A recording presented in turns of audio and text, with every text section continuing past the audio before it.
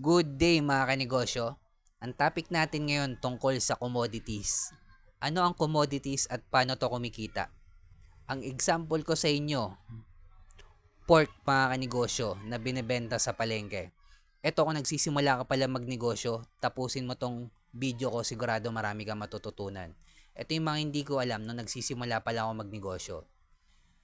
Ako nga pala si Jepoy, isang negosyante. Isa rin akong DJ. Kung kailangan nyo pala ng DJ sa club, sa bar, sa event, message lang kayo or comment lang kayo. Bilang negosyante, meron na akong 10 taon na karanasan na pagkalugi sa pagninegosyo. Tunay na negosyo lang tulad ng sari-sari store, barbecuehan, bilyaran, rental. Ano ang commodities at paano to kumikita mga kanegosyo?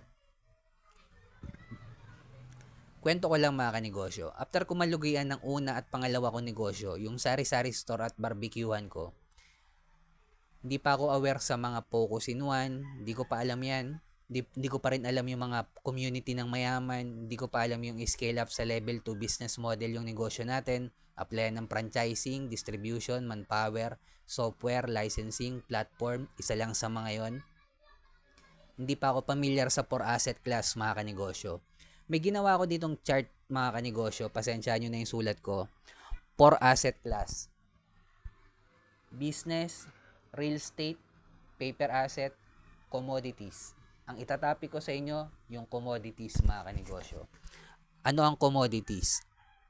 Sa commodities na negosyo, ito yung mga pangunahing pangangailangan ng tao na kung saan mga kanegosyo hindi ka basta-basta makapag-markup ng malaki.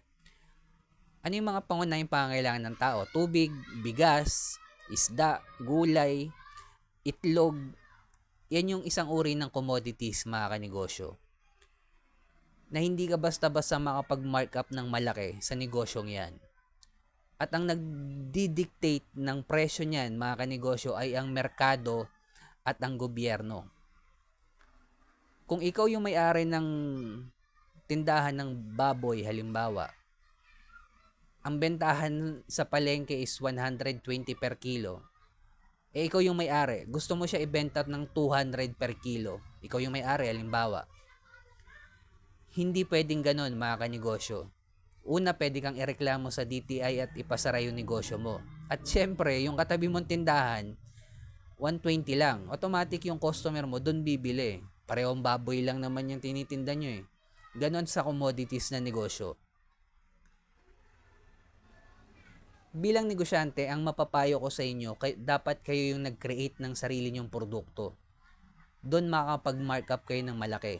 Ikaw yung nagtahe, halimbawa itong damit ko, kahit gayahin mo, isang hawak mo lang sa damit ko, alam mo na kung paano siya tahiin, kung anong tela gagamitin mo, tatakan mo ng sarili mong brand, lagyan mo ng Boss Jepoy na brand, ikaw gumawa ng sarili mong produkto, ikaw gumawa ng sariling salamin, tatakan mo ng sarili mong brand, ikaw yung gumawa ng recipe ng fried chicken, ikaw yung gumawa ng kanta, ikaw yung nag-compose, doon makakapag-markup ka ng malaki mga kanegosyo. Kapag ikaw yung nag-create. Sa negosyong commodities, hindi ka basta-basta makapag-markup ng malaki. Dahil hindi ikaw magdi-dictate ng presyo niyan mga kanegosyo. Kaya bilang negosyante, ikaw yung mag-create. Siyempre, focus in one. I-scale up yung negosyo natin sa level 2 business model. Panghuli, kailangan na natin gumawa ng original content. Dahil kung nagninegosyo ka at hindi ka gumagawa ng original content, baka mawala ka sa eksena. Pansin nyo, karamihan ng mabenta ngayong mga tindahan, produkto, puro gumagawa ng original content. At kung umabot ka sa dulo na video na to, comment ka lang, sabihin mo commodities, heart mo na rin to, subscribe ka na rin sa akin. Bilang negosyante, kung dumadanas tayo ng pagsubok or struggle, huwag natin kalimutan mag-pray. Kahit anong religion natin. Ingat tayong lahat.